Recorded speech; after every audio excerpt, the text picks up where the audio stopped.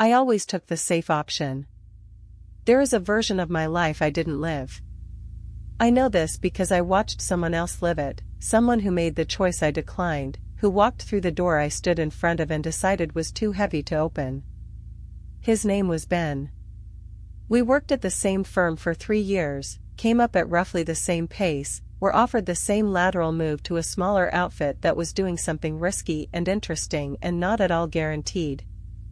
A startup, effectively, a team of 12 building something that might become something or might become nothing. The offer came to both of us at the same time, from the same contact. Ben said yes. I said no. I said no in the language of prudence. I had reasons. The new place had no track record. My current role was stable. I had just signed a lease. The timing wasn't right. These were real considerations, and I arranged them carefully into a case that sounded like wisdom. Ben left. I stayed. Over the following 2 years I watched what happened to each of us. Not obsessively, I wasn't tracking it as a competition. But Ben and I stayed in touch, and the updates came naturally, and they told a story I could not have predicted but should have been able to imagine. The small outfit grew. Not massively, not into something that would make headlines, but into something real and functioning and successful enough that Ben's role expanded with it in ways that a larger, more structured organization would never have permitted. He was doing work at 32 that most people at our firm would not have been doing at 45. He had responsibility that had been earned by being in the room where things were built, not inherited through a ladder. I had moved one rung up a different ladder. The comparison didn't sting the way I might have expected. It was subtler than that. It was more like a quiet arithmetic, a running total of what I had and had not chosen, accumulating in the background without drama. What I came to understand, sitting with this over time, was that the safe option had a cost I had never put on the ledger. I had been very precise about the cost of risk, the possibility of failure, the instability, the unknowns that couldn't be resolved in advance. But I had treated the cost of safety as zero, or close to zero, which it wasn't. The safe option costs you the life you would have had if you'd taken the other one. That sounds obvious, but I want to be precise about how it works, because it doesn't work the way loss usually works. It doesn't send you a bill. There is no moment of acute pain, no obvious rupture. The cost arrives as an absence, as the gradual narrowing of what your life contains, the slow reduction of what feels possible, the particular quality of a life that has been managed rather than attempted. I had been excellent at risk calculus on the downside and essentially blind on the upside. I could enumerate failure modes with precision. I could not enumerate, with equal precision, what I might become if I walked into the thing I was afraid of. The psychological mechanism here is asymmetric loss aversion. The pain of a potential bad outcome is weighted more heavily than the pleasure of a potential good one, that's well documented. But there's a specific version of this that I was living that goes further, treating the absence of risk as neutral, as though nothing is happening when you choose safety, as though staying still has no momentum, no cost, no direction. Staying still has all of those things. It is a choice. It produces outcomes. It takes you somewhere. The somewhere it took me was a life that was comfortable and increasingly thin. What changed was not a single decision.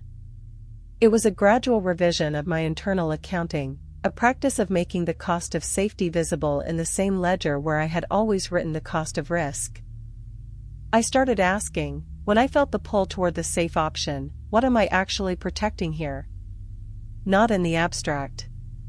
Specifically, what exact thing am I afraid of losing, and what is the real probability that taking the risk would cost me that thing? And then the harder question, what am I not allowing myself to have by not moving?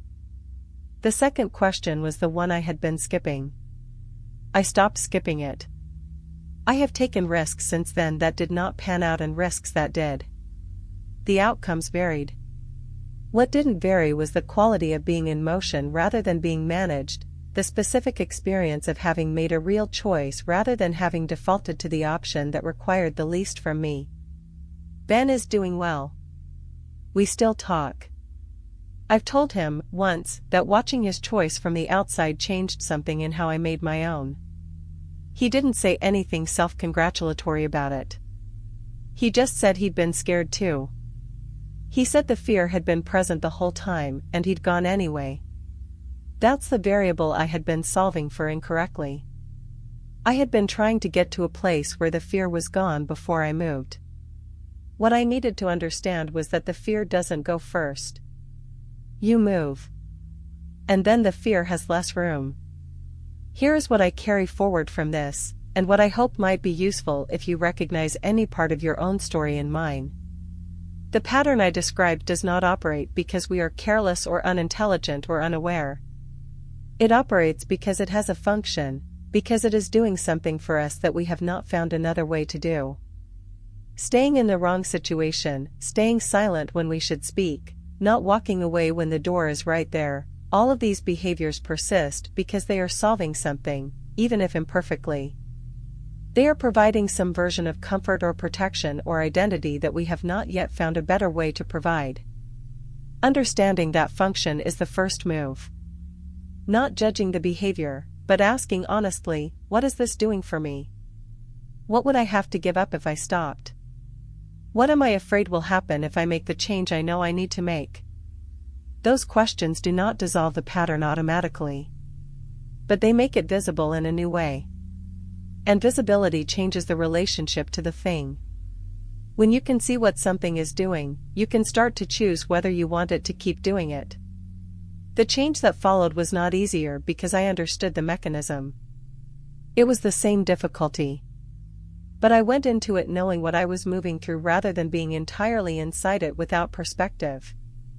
That perspective is what I want to pass on here. Not the specific story. The structure. The shape of how we stay in things longer than we should, how we look away from things we can see, how we tell ourselves the thing will change without giving it a mechanism for changing. You are not alone in this. It is not a character flaw. It is how the human nervous system manages uncertainty and fear. But you can do something different. The doing starts with the looking. Look at it. Directly. Honestly. Without the story that makes it easier to carry. And then decide what you want to do with what you see. That decision, fully conscious and fully yours, is the only kind that actually changes anything.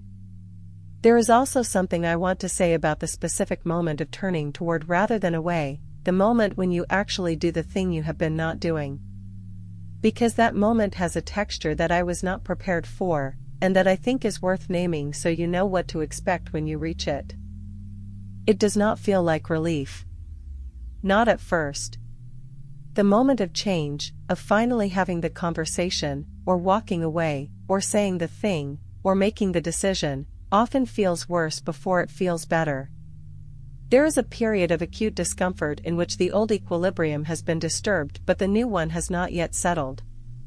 You have stopped managing the avoidance, which means the thing you were avoiding is now fully present, no longer softened by distance.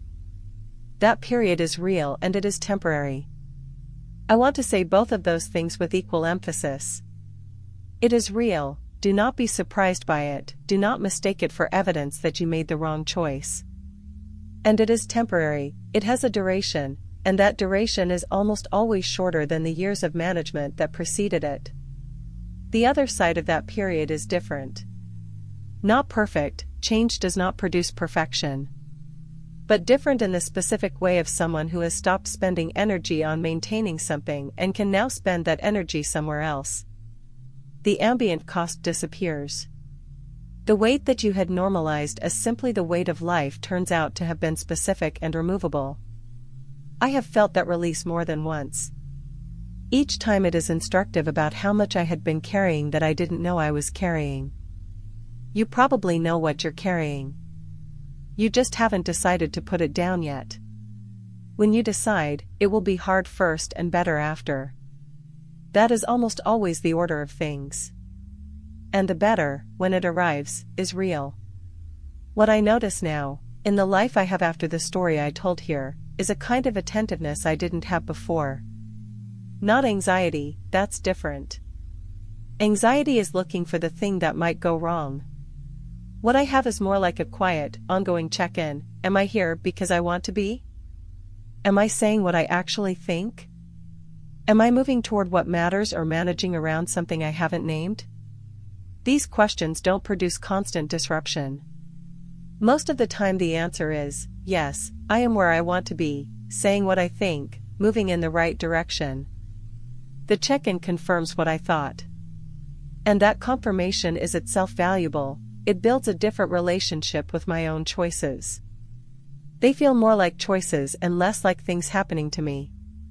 On the occasions when the answer is different, when the check-in reveals an avoidance or a suppression or a staying too long, I try to act on the information faster than I used to. Not immediately, not impulsively, but without the elaborate deferral structure. Without the "I'll address this when the conditions are better." The conditions will not be better. They will be different. Different is workable. Better is a fiction. I am the only condition that changes. And I change through the practice of looking and then acting on what I see. That's the whole thing. The looking and the acting. Over and over. For as long as it takes. Which is your whole life. But a whole life spent actually inside it is worth more than a whole life spent at the edge of it, managing the view. I know which one I want. I think you do too.